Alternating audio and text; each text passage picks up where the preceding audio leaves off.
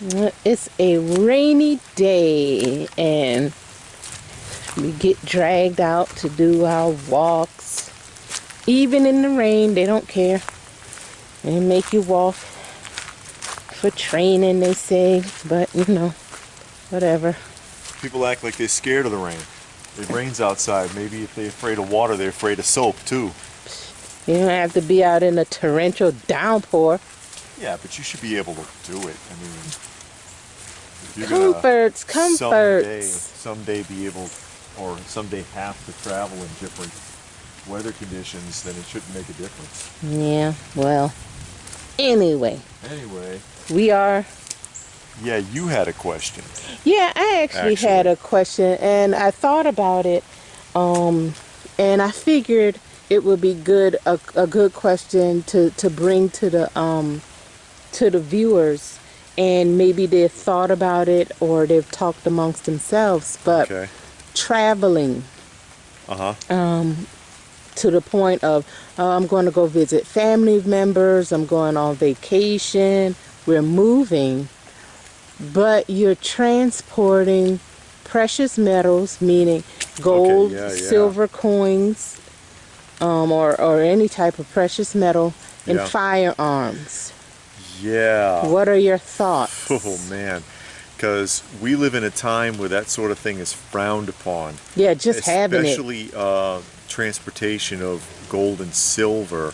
Because gold and silver, even though it is not currency, can be considered a form of currency, and it's illegal to transport currency anymore ever since the so-called war on drugs, which was not really a war on drugs because cartels are more rich than they ever were. They have more wealth than ever.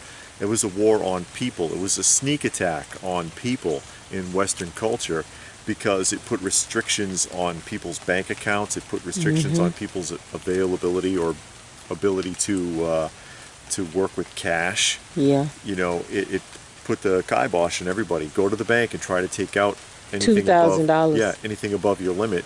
It varies from state to state, but yeah, I think here it's 2,000. Yeah, they got to ask you all kinds of questions. Why do you need that amount of money? What are you doing? You going somewhere? You got to fill out a form or some crap. Yeah, they do. It's my money. Give me my money. And they're kind of coy. Oh, what are you doing? You know? And you got to make some crap up. Maybe you just want your money. Yeah. But you can't transport it. And there is this thing, and what is it called? Asset forfeiture, I think is the term. I'm not sure. Most states do this, where you're traveling through a state and they stop you, and that's a big thing. Everybody knows this. Yeah. If you have an out-of-state plate, you got to be careful, because they like pulling you over because they know odds are you're not coming back. That's really the trick. Okay, I got pulled over, I got harassed, I got a ticket, and it's a load of crap because I didn't do anything wrong, but I'm not coming back here in 3 months and making a 22-hour round trip to fight a ticket and take time off from work and whatever. They know this. But they also have asset forfeiture. If they suspect that you might be doing something illegal with your money or whatever you're carrying, they can confiscate it from you. And you can petition to get it back, but good luck. I've seen a couple of documentaries on this, and there are really no examples. And correct me if I'm wrong, anybody been through this and been successful? No examples of people being able to get their money back. And they, to the point where, they walk around with the tells on, and they can swipe your gift cards and all kinds of things and empty them out. And it goes into the county coffers as if they don't have enough money. And they always say, oh, well, we do this because we need money for the county.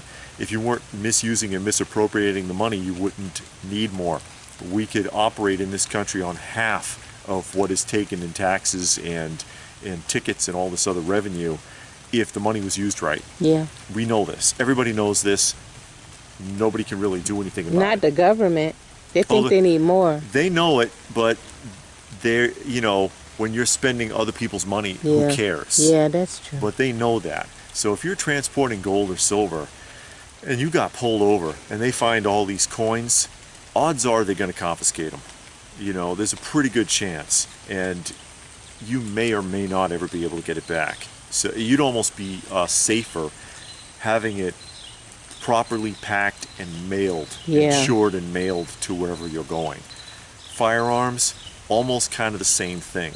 They can confiscate your weapons, and I've seen a lot of this or heard a lot about it in New Jersey, and Washington D.C. is bad. Louisiana. For this. Louisiana's been bad for this. Yeah, because I saw it's like a documentary. It was a long one though because they had it broken up into like eight parts. But anyway, in Louisiana, I can't remember I-10 going through this one parish. They were known, and it was on Dateline I know what you're talking 2020. about now, yeah. The police were known to stop cars with foreign, I keep saying foreign, out-of-state tags, and just jamming them up, taking things, harassing them, giving them outrageous tickets and all kinds of stuff. And yeah, that sounds really they familiar. were all over the news in the, I think it was like the early to mid 90s. I don't think it was in the 80s because I remember seeing it. Maybe even 2000. And then we recently saw a documentary. I want to say it was either Kentucky or Tennessee. Okay. And it was the actual news broadcast. And the journalist was talking to the chief of police and was asking them about that. And they, in a roundabout way, tap danced and admitted that, yeah, that's what they do. That's what we do. They take money. They give out bogus tickets. They target people with out-of-state license plates to do all this because they know they ain't coming back. Yeah, that's true. And with firearms in particular, I would be careful also because certain states, they do not recognize the federal mandate on firearms, because if you have a carry permit wherever you're from, you have the legal right, I believe, under federal regulation to be able to transport your weapon. But there are certain states that take that a bit too far on the other end of it, and that's why I was saying New Jersey. I've seen several cases with this, and I believe Washington D.C. also, where if you could be legal carry from a neighboring state, and you drive through that state and get pulled over, and not only will they confiscate your weapon but arrest you as well. Even though legally you should be able to transport your weapon. You're on a federal highway, right? Yeah. And so I've got a carry permit, I've got my weapon in the car, it's not loaded or anything, but you're still on your way to jail, and you're probably not getting that gun back. I would absolutely research whatever states you were going to be driving through and see what those gun laws are, and if necessary, I mean, it might be worth it for you to go a couple hours out of your way to avoid driving through those places. I know, You know? The NRA puts out a book every year. Yeah. I have one. It's an older copy, but it gives you the laws for each state, transporting, storing, and all of that. Yeah. And I know Because some of them are real funky. because in Illinois, because we live there, and you cannot transport, even to go from home to the gun range, That's right. with your weapon loaded, and it has to be, the weapon and the ammo has to be with no ammo, and it has to be in a different place. It can't be in the same container. Like if you got a gun carrying case, they can't be together. It has to be separate. It has to be separate. So, traveling, you might want to look at the state with the most stringent laws and say, okay, well, I know in Illinois you can't transport them together, so I'm going to put the gun in the car, the ammo in the trunk, or something like that. Yeah. Just to keep yourself safe.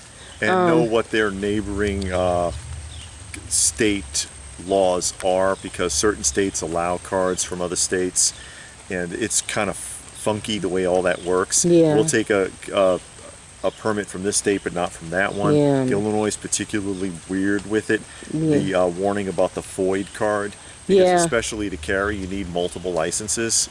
Yeah, you two, have to right? have a FOID card. You can't even touch ammo, or if you go to a gun store, they won't even let you touch the ammo or the gun just to look at You it have to show it first, without that FOID because card. they don't want to get fined in case there's a sting. If Yeah. they go in there and they pull the okie doke, the police like to do that kind of crap. Yeah. But if you, like, let's say you went to the range, and an example that was given to us in a firearms class, if you went to the range and you came home and you forgot and left a box of ammo in your vehicle, then your wife takes your car out, wife, husband, whoever, takes your car out later on, and they don't have a card, and they get pulled over, there will be a charge for every single bullet in the box for that person. Yeah. But that's absolutely outrageous. It's insane. It's unacceptable. Yeah, it's really insane. And so you have to know those laws, especially if you're a carrier and you're going into a new state. You're moving to a new state. You're going to be visiting a state. You're driving through because you're going on vacation, or you're going to go visit, and you're driving through multiple states. Just get an idea of what the law is in case for some odd reason you're stopped. And if you know you have weapons, you might want to drive a little slower. The speed limit 70, drive 60, 67. Just so you won't bring attention to yourself. Don't drive at night. Drive during the day. Get a hotel at night. Just because these people are ridiculous and they're crazy and they'll do weird things. And I mean, you can't tell me that these officers don't know that they're robbing people. It's highway robbery. It's like the modern day equivalent of the highwaymen, just pulling people over and ripping them off. And they've got to know that they're doing this. And you wonder why people look at police sideways and they think so many of them are crooked. Is it because every once in a while somebody gets beaten up? No. Or is it because so many people get ripped off and robbed and mistreated? Yeah, that's more like it. Yeah, so I mean, as far as like transporting precious metals or firearms, I would be really careful about that in today's climate. Yeah, and again, you can send precious metals through the mail because you order them from eBay all the time. So just think about that. Think about some other ways that you might can transport it if you have to. Yeah. If you don't have to, then don't. But I mean, I understand if you're moving, or if you went to a show and you bought some precious metals at a show, or you brought weapons at a show, that's one thing. But you want to just really be careful. Yeah. Anything else? Just some things to think about, guys. Research it first. Know what you're doing. Be very careful. Because, I mean, you really can't trust law enforcement in that regard, traveling from state to state. So, if that's all, what more can I say but stay frosty, folks. And thanks for watching.